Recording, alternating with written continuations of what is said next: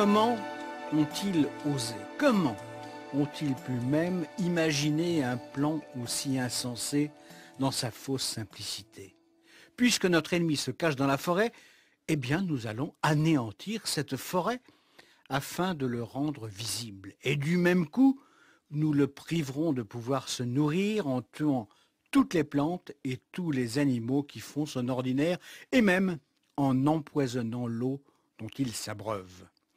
C'est en partant de ce principe que les généraux américains ont livré au Vietnam la plus grande guerre chimique de l'histoire et provoqué une catastrophe humaine et écologique sans précédent, dont les terribles effets se font toujours sentir 40 ans après la fin des opérations. Monsieur X ouvre donc le dossier de l'agent orange, comme on a communément appelé ce poison, ce défoliant fabriqué par quelques grandes firmes états-uniennes, dont Monsanto, qui tentent toujours de nier leur responsabilité dans ce désastre. Mais, après tout, n'en a-t-il pas été de même pour les entreprises allemandes qui ont produit le Zyklon B, utilisé dans les chambres à gaz de la Seconde Guerre mondiale?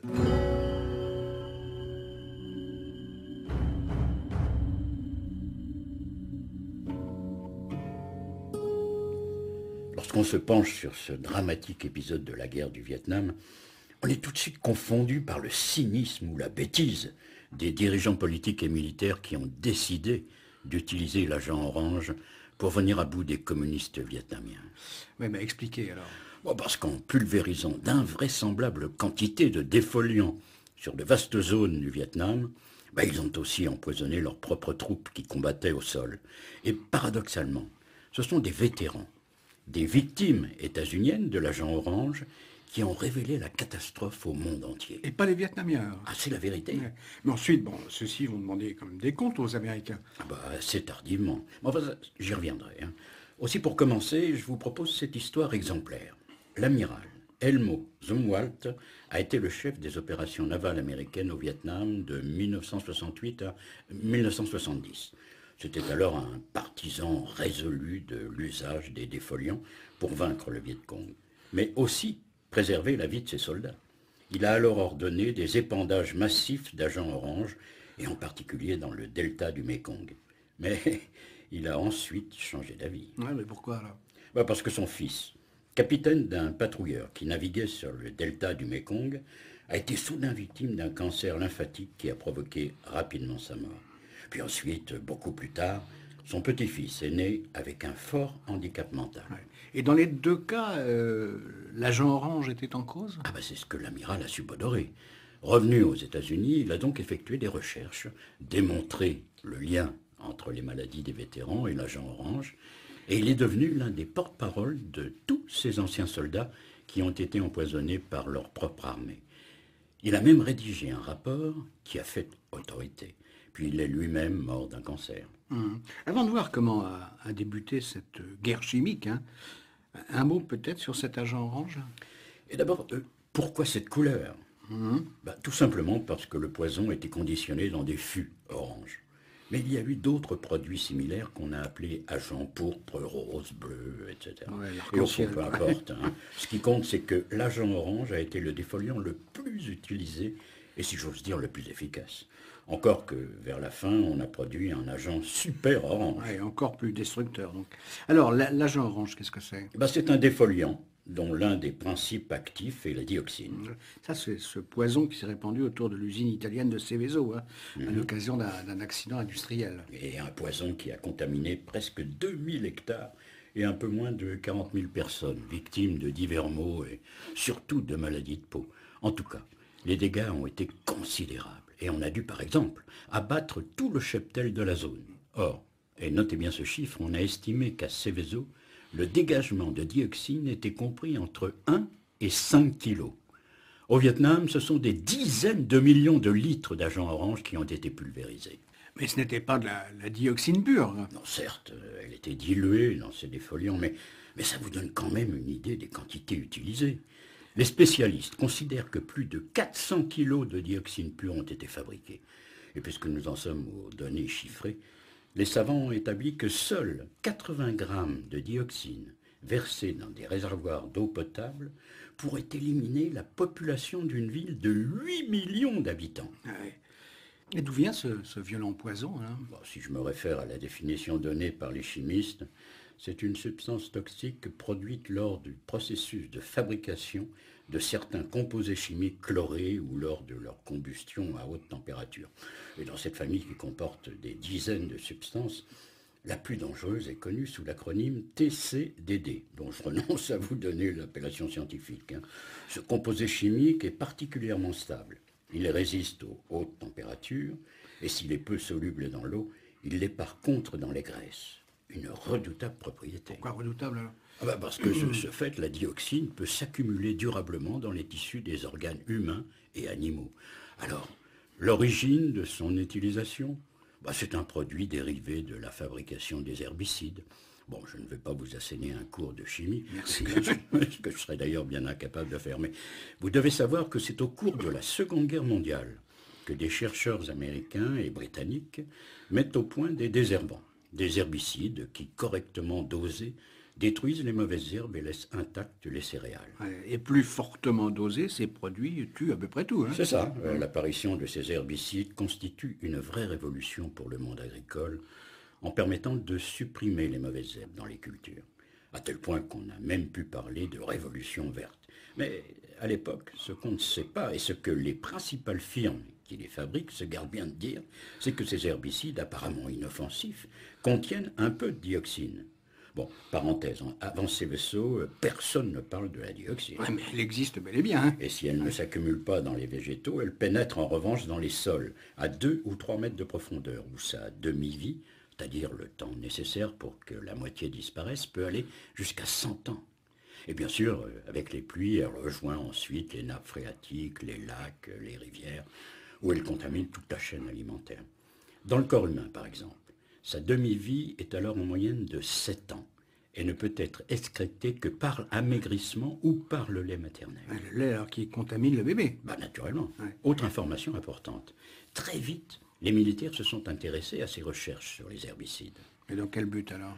Pendant la Seconde Guerre mondiale, les laboratoires des différentes armées expérimentent plusieurs produits chimiques capables de tuer les cultures. L'idée, c'est de les utiliser comme armes de guerre pour affamer les Japonais, par exemple. Mais ce ne sera pas le cas, hein? Non, on leur préférera l'arme atomique, mais passons.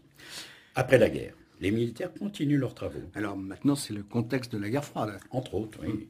Et des expérimentations ont lieu aux États-Unis ou ailleurs.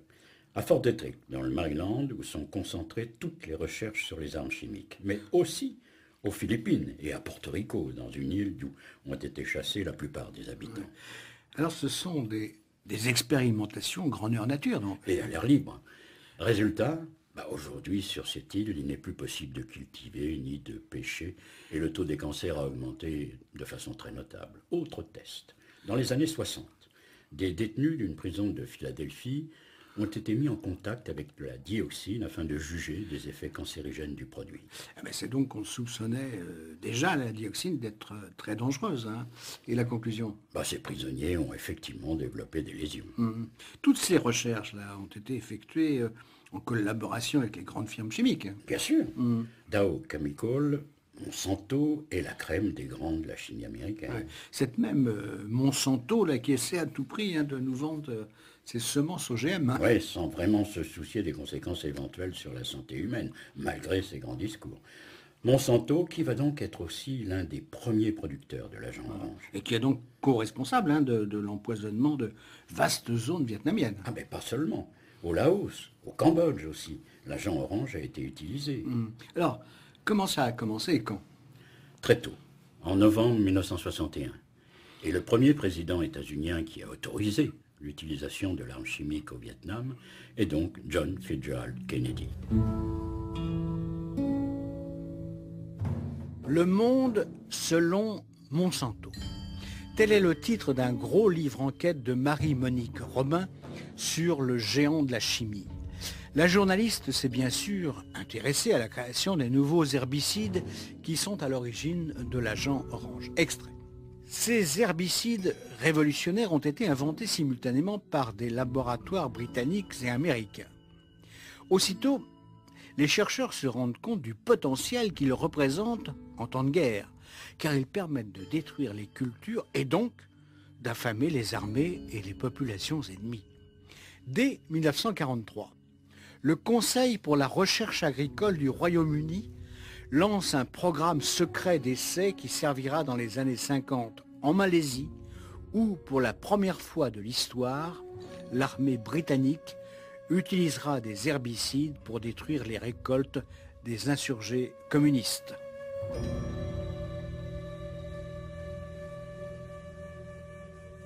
Si officiellement, c'est fin novembre 1961 que JFK a donné son feu vert à l'épandage d'agents chimiques au-dessus de la forêt primitive vietnamienne, il faut reconnaître que dès 1959, Ike Eisenhower étant encore président, des essais ont eu lieu au Vietnam. Ah, ça veut dire que les militaires américains y pensaient depuis longtemps. Oui, hein. leur obsession, c'était ces combattants communistes qui pouvaient progresser impunément sous le couvert de la forêt. Ces premiers essais ont été relativement concluants.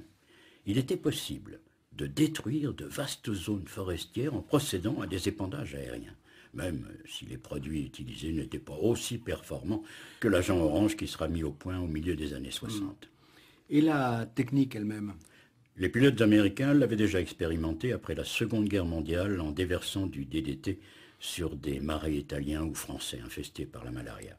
Un autre essai a été effectué un peu plus tard avec un hélicoptère en août 61. Et toujours au Sud-Vietnam? Oui. Ouais. C'est donc Kennedy alors qui va prendre l'initiative de commencer cette guerre chimique. Oui, sans peut-être savoir quels en seront les effets désastreux. Un apprenti sorcier. Pourquoi pas? Mais vous devez savoir que les grandes firmes chimiques présentaient leurs produits mortels comme d'honnêtes défoliants, communément utilisés par les agriculteurs. La preuve, c'est que la manipulation de ces poisons par les militaires sur le terrain se fera sans grande précaution. Ouais, parce qu'ils n'avaient pas, eux, conscience de leur dangerosité. Exactement. Et ils le paieront très cher, eux et leurs descendants. Certains se sont même servis des récipients usagés pour faire leur toilette ou leur cuisine. Enfin, n'allons pas trop vite. Ouais. Lorsque Kennedy donne son feu vert, l'engagement américain au Vietnam est encore très limité. C'est juste. Les militaires états-uniens présents sur place se contentent d'apporter un soutien logistique à l'armée sud-vietnamienne. Ouais, qui essaie de résister à la poussée des maquisards du Viet Cong. Qui sont eux-mêmes puissamment aidés par les troupes communistes du Nord-Vietnam. Ouais. Alors, l'utilisation des défoliants, pourquoi faire? L'objectif est triple. Il faut anéantir les forêts, abris naturels des combattants Viet Cong, et obtenir par là même une meilleure visibilité du terrain vu du ciel. Et enfin, même si on en parlera beaucoup moins, il s'agit aussi de détruire les récoltes et donc les moyens de subsistance des populations comme de la guérilla. J'ajoute que dans l'esprit des dirigeants de Washington, il y a sans doute aussi l'espoir que cette guerre chimique permettra de limiter l'intervention sur place des militaires américains, ou en tout cas de ne pas l'accroître. Ouais, mais là, il n'en sera rien. Eh bien au contraire, le contingent américain ne cessera de grossir au fil des ans. Toutefois, je dois dire que la décision d'avoir recours à l'arme chimique a fait l'objet d'un vif débat au sein même du gouvernement. Du gouvernement américain, mais pour quelle raison? Les plus lucides, surtout du côté du département d'État, craignent les réactions internationales et surtout que la propagande communiste s'empare de cette affaire et n'en profite pour dresser la population vietnamienne contre les États-Unis. Mais d'autant qu'en Corée, on avait aussi parlé de guerre chimique. Et finalement, c'est le président qui tranche. Et qui permet donc le lancement de l'opération qui portera curieusement plusieurs noms de code. D'abord, on parle de Tail Dust, traînée de poussière. Puis on la baptise Hadès, le dieu grec des enfers. Et enfin, de façon plus triviale, on la désigne sous le nom de Ranch Hand, qu'on peut traduire par ouvrier agricole. Ouais, drôle d'ouvrier agricole, En effet, la mission de celui-ci n'est pas de cultiver, mais de tuer. Et les militaires américains font cela de façon très méthodique, presque scientifique. Tout a été calculé, la dose nécessaire de poison par hectare et la meilleure manière de procéder à un épandage efficace. Les appareils évoluaient en formation de 3 à 7 en dents de peigne. Ils pouvaient ainsi couvrir en 4 minutes une largeur maximum d'un demi-kilomètre et une longueur de 16 kilomètres à chaque passage. Puis ils atterrissaient pour remplir à nouveau leur cuve. Ouais. J'imagine qu'ils devaient voler à basse altitude. Et lentement. Les vols étaient alors assez dangereux. Détail intéressant. Ces avions cargo arboraient, au moins au début, la cocarde de l'armée sud-vietnamienne. Camouflage. Ouais. Les Américains ne tenaient pas à apparaître. J'ajoute que pour les petites surfaces, ce sont des hélicoptères qui ont été utilisés, Quant à la défoliation des bordures de rivières, elle a été effectuée à partir de bateaux équipés de lances d'incendie manœuvrées directement par les marins. Ouais. Et les produits déversés alors? Ils ont été de diverses natures. Au début, il s'agit d'herbicides relativement classiques. Utilisés donc dans l'agriculture. Oui, mais enfin plus fortement dosés. Des produits qui contiennent plus ou moins de dioxine. Mais les experts les jugent trop volatiles. Aussi, à partir de 1964, on épand un nouveau poison à base d'arsenic. Il est très efficace pour détruire les cultures vivrières, c'est-à-dire les bananeraies, les rizières, les cultures de manioc et de patates douces. Et l'agent orange, lui? Il apparaît en 1965, et dès lors, il l'emportera sur toutes les autres substances chimiques, car il s'attaque à tous les végétaux. Il est donc utilisé pour réaliser une déforestation totale. Sur les hauts plateaux de l'intérieur ou les forêts semi-inondées du delta du Mékong. Oui, les mangroves. Oui. À partir de 1968-1969, on se servira d'un défoliant encore plus redoutable, l'agent orange 2 ou super orange. Toujours à base de dioxine. Naturellement. Et en même temps, la guerre n'a cessé de prendre de l'ampleur. Après Kennedy, son successeur, Johnson, a considérablement augmenté le contingent américain. Ouais, il a décidé aussi de bombarder le Nord-Vietnam. Oui, à la suite d'un incident dans le golfe du Tonkin qui a sans doute été monté de toutes pièces. Ouais, c'était des tirs qui auraient été effectués par une canonnière nord-vietnamienne sur des destroyers américains. Oui, un prétexte, parce qu'il y a longtemps que Washington voulait s'en prendre directement à Hanoï. Oui, qui soutenait et armait les communistes du Sud. Oui, grâce à la fameuse piste Ho Chi Minh, dont l'existence va devenir une véritable obsession pour les généraux américains. Bon, mais ça j'y viens dans un instant. En attendant, et vous n'avez certainement pas oublié, le Nord-Vietnam subit une campagne de bombardement comme on n'en a plus vu depuis la Seconde Guerre mondiale. Tous les jours, les B-52 y déversent 4000 bombes. Mais sans pouvoir ralentir vraiment le soutien militaire du Nord au Viet Cong. C'est pourquoi les Américains vont faire porter tous leurs efforts sur la piste Ho Chi Minh, qui est donc une artère vitale pour les combattants communistes du Sud. Un rappel quand même. Cette piste, sur laquelle se déplace en permanence une noria de véhicules et plus souvent de bicyclettes surchargées, commence dans la partie méridionale du Nord-Vietnam. Elle longe la chaîne Truong Son, entre au Laos avant de déboucher au Sud-Vietnam. En fait, ce n'est pas une piste rectiligne, mais plutôt un lacis de milliers de kilomètres de chemins et de sentes étroites qui sillonnent la montagne sous la forêt primitive. Certains de ces sentiers ne sont d'ailleurs que des leurres, visant à tromper les bombardiers ennemis. C'est une œuvre, n'ayons pas peur des mots, pharaonique. Oui, et une œuvre sans cesse recommencée parce qu'il faut la restaurer en permanence. Ouais, après les bombardements. Oui, 300 000 civils et militaires, dont 150 000 jeunes femmes y travaillent sous les bombes, le napalm et l'enfer des agents chimiques. Ouais. Parce que les Américains essaient de rendre la piste plus visible en y épandant ce fameux agent orange. Oui, mais ça a une conséquence particulièrement embarrassante.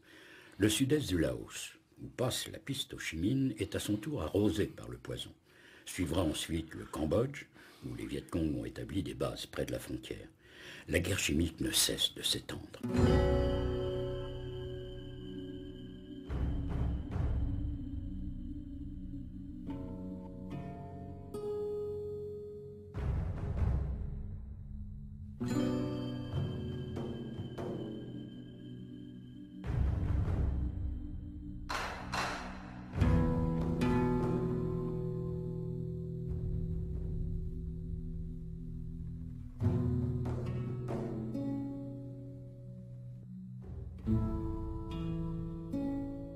France Inter, rediffusion de l'émission de Patrick Pénaud, Rendez-vous avec X. L'épandage a été conçu de manière scientifique, a dit M. X. Illustration avec cet extrait d'un ouvrage d'André Bouni, Apocalypse Vietnam, agent orange. Le débit de l'agent chimique était modulé en fonction de la vitesse de l'avion de façon à respecter la dose de poison prescrite par hectare, 28 litres, contenant 21 kg de substance active, dose 30 à 40 fois supérieure à toute autre utilisation civile. Une pression élevée était appliquée sur l'agent chimique à l'aide d'un moteur-pompe refroidi par air. Une valve électrique de débit ouvrait la distribution du produit chimique pulsé par la pression vers les rampes d'acier comprenant 12 ou 18 buses, de manière à ce que la traînée de poison pulvérisé couvre une largeur de 80 mètres. Et l'auteur d'ajouter ce détail qui fait froid dans le dos. Pour des raisons de vibration, de pression et d'étanchéité, il arrivait parfois, à l'instar du diable se brûlant à son fourneau, que les hommes d'équipage rentrent de mission ruisselant de produits chimiques. La piste Ho Chi Minh, si elle a été un objectif prioritaire pour les pulvérisations d'agents orange, n'a pas été le seul. Des aspersions à haute dose ont été aussi effectuées, à Cu Chi, à 65 km au nord-ouest de Saigon. Là, le Viet Cong avait édifié sous terre son QG, un vrai labyrinthe qui s'étendait de l'aéroport de Saigon jusqu'à la frontière du Cambodge, dans la région où prenait fin la piste Ho Chi Minh. Au total, 250 km de galeries. Tout autour, la jungle a donc été abondamment arrosée d'agents orange, et quand ça ne suffisait pas, les tunnels éventrés ont fait l'objet de gazage. Quand ont cessé les épandages d'agents orange? Officiellement, en 1970. Mais il est probable que d'autres missions aient eu lieu clandestinement, en particulier au Cambodge, pour découvrir des bases des Khmers rouges. Et pourquoi Nixon, parce que c'est maintenant lui qui occupe la Maison-Blanche, a-t-il pris cette décision d'arrêter? Même si la grande presse n'en parlait pas, le scandale des épandages chimiques couvait. En décembre 1969, par exemple, l'Assemblée générale de l'ONU adopte à une large majorité une résolution déclarant, contraire aux règles du droit international, l'utilisation de tout agent chimique de guerre en raison de ses effets toxiques directs sur l'homme, les animaux ou les plantes. Ouais, ça, c'est une résolution qui vise clairement les États-Unis. Pourtant, Washington n'a pas obtempéré tout de suite. Mais les Américains ont pris des précautions. Les barils d'agents orange n'ont plus été marqués et les avions épandeurs ont volé à nouveau sous les couleurs de l'aviation sud-vietnamienne. Ouais, ça signifie donc que les États-Unis étaient parfaitement conscients de l'illégalité de leur action. Et finalement, Nixon mettra fin à ces opérations d'épandage. Mais il faut dire que de plus en plus de scientifiques américains dénonçaient les effets cancérigènes et tératogènes de l'agent orange. C'est-à-dire qu'il provoquait chez les femmes enceintes des malformations de l'embryon lors de son développement in utero. Mais vous l'avez dit, ce sont les vétérans américains qui vont dévoiler le scandale. Et pas seulement des Américains. Il y a aussi d'anciens militaires néo-zélandais, australiens, canadiens, sud-coréens. Et pas de Vietnamiens. Ils y viendront, mais très tardivement. Pourtant, ce sont eux qui ont été les premières victimes. Et les plus nombreuses. Mais peut-être qu'on les considérait alors comme des victimes de second ordre. En outre, il faut bien dire que les familles vietnamiennes qui ont été exposées à l'agent orange et dont les enfants sont nés infirmes ou anormaux ont souvent longtemps gardé le silence, parce qu'elles avaient honte. Mais depuis, ça a changé. Des organisations vietnamiennes, avec le soutien de leur gouvernement, ont introduit assez récemment des actions en justice aux États-Unis. Sans grand succès, toutefois. Enfin, on verra ça tout à l'heure. Et l'action des vétérans, a-t-elle produit des effets? En 1979, sous la pression des anciens combattants, l'US Air Force accepte de lancer une étude sur la dioxine. Puis en 1983, lors d'un congrès qui se tient à Ho Chi Minh Ville, des experts mettent en évidence la catastrophe écologique provoquée par l'agent orange. Ouais, la catastrophe écologique, mais les populations alors? On n'en parle pas encore. En 1984, un peu moins de 40 000 vétérans états-uniens reçoivent 180 millions de dollars versés par les 7 entreprises chimiques impliquées dans la fabrication de l'agent orange. Des indemnités versées afin que ces vétérans ne portent pas plainte devant les tribunaux. Ouais, il faut éviter la mauvaise publicité. Oui, c'est ça. En 1991, une loi votée à l'instigation du sénateur démocrate John Kerry, qui a lui-même combattu au Vietnam, alloue une pension à 10 000 vétérans exposés à l'agent orange et qui souffrent de diverses maladies. Puis en 1995, les États-Unis et le Vietnam rétablissent des relations diplomatiques. Et ça change quelque chose sur le dossier de l'agent orange? Eh non. Pour l'instant, le Vietnam n'entend pas collaborer aux études commandées par le Congrès états-unien sous la pression des vétérans. En 1996, on publie une étude de l'Institut américain de médecine de l'Académie des sciences. Une vraie bombe. L'agent orange est reconnu responsable de l'apparition de 15 maladies et de 17 anomalies congénitales chez les enfants de vétérans. Bill Clinton admet donc que ces anciens combattants et leurs enfants ont droit à des dédommagements. En même temps, pour la première fois, le gouvernement vietnamien ordonne une enquête nationale sur les effets de la guerre chimique. Ouais, les Vietnamiens commencent à bouger. Et ils y sont certainement encouragés par les études qui se multiplient aux États-Unis. En recoupant les archives, les carnets de bord des pilotes, il est établi que plus de 3000 villages ont été arrosés. Ça veut dire qu'entre 2 et 5 millions de personnes ont été directement contaminées. Mais il faut aussi tenir compte des habitants qui ont consommé des aliments issus de cultures infectées. Et ça concerne tout le sud du pays. Mais les Vietnamiens, avez-vous dit, saisissent aussi la justice. La justice américaine, oui. En 2004, ils introduisent un recours collectif à l'encontre des industries chimiques devant la Cour de New York. Une action en justice sans précédent. Derrière les plaignants, regroupés en association, il y a 4 millions de victimes. Et les implications sociales, environnementales, économiques et financières sont innombrables. Résultat ? L'administration Bush Junior fait des pieds et des mains pour que le juge rejette la plainte avec l'argument suivant. Une condamnation ouvrirait la voie au dépôt de plainte d'anciens ennemis des États-Unis auprès du système judiciaire américain. C'est complètement hypocrite, ça. Et le juge accepte. Oui, la plainte est jugée non recevable, tout comme l'appel qui suivra. Pourtant, d'autres pays qui ont envoyé des soldats au Vietnam obtiennent des résultats. Un seul exemple. La justice sud-coréenne condamne Dow Chemical et Monsanto en juillet 2006 à verser des dommages et intérêts aux 20 000 vétérans coréens qui ont porté plainte. En tout cas, les Vietnamiens, si longtemps restés silencieux, font maintenant beaucoup de bruit autour de cet énorme scandale. Songez qu'en 2005, 200 000 enfants sont nés au Vietnam avec des malformations attribuées à la dioxine. Ouais. Leur exigence de justice n'est donc pas près de s'éteindre. Et heureusement, le président Obama ne montre pas la même intransigeance que son prédécesseur. Les États-Unis ont déjà accordé une somme de 32 millions de dollars pour financer le projet de décontamination de l'aéroport de Da Nang, la base à partir de laquelle était lancée les missions de défoliation durant le conflit. Ouais, un des sites les plus contaminés du Vietnam. Oui, mais il y en a 28 autres de semblables. Donc les Vietnamiens continueront jusqu'au moment où enfin la responsabilité juridique et publique des États-Unis à l'égard de leur pays et de ses habitants sera reconnue. Et si ça arrive un jour, cela peut coûter très cher à Monsanto et autres empoisonneurs à la dioxine. Je vous rappelle les 2 livres cités. D'abord, Le Monde selon Monsanto de Marie-Monique Robin. Monsanto qui vient d'être condamné en France récemment. Et Apocalypse Vietnam, agent orange d'André Bouni.